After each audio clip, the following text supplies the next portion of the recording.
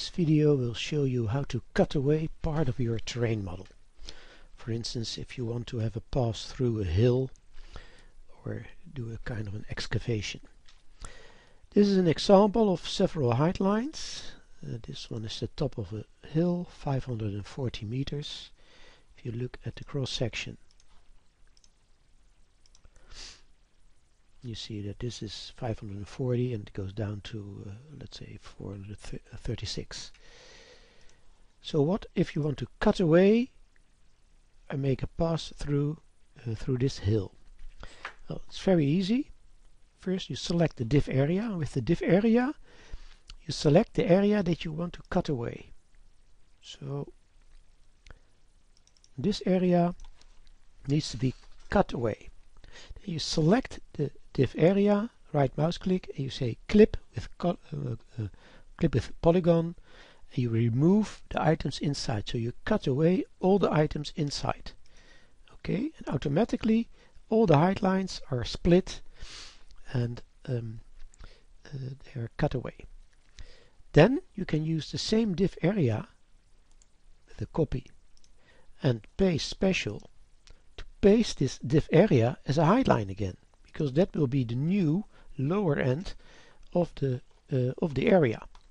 So now we can remove the diff area, we don't need it anymore.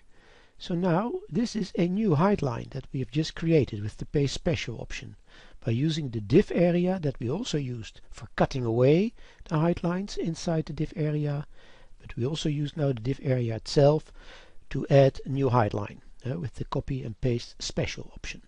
If you double click on the height line, then we can say, well, let's say maybe it needs to connect to this height. It's 450 meters. So why not make the height line 450 meters? Okay.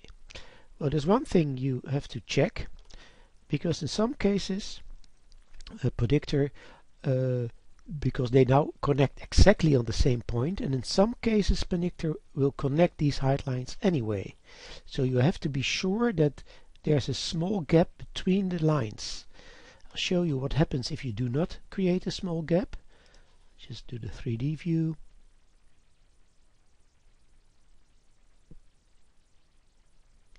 Then you see that there's still a hill. You see the small excavation here, but the hill is still there.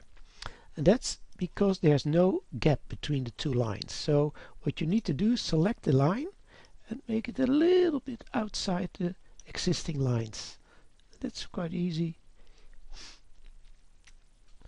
And then also on the top level, or at this part and this part. So now I've created a small gap between the new height line and the existing height lines. And now Predictor knows that there's an excavation. So if you show the 3D view,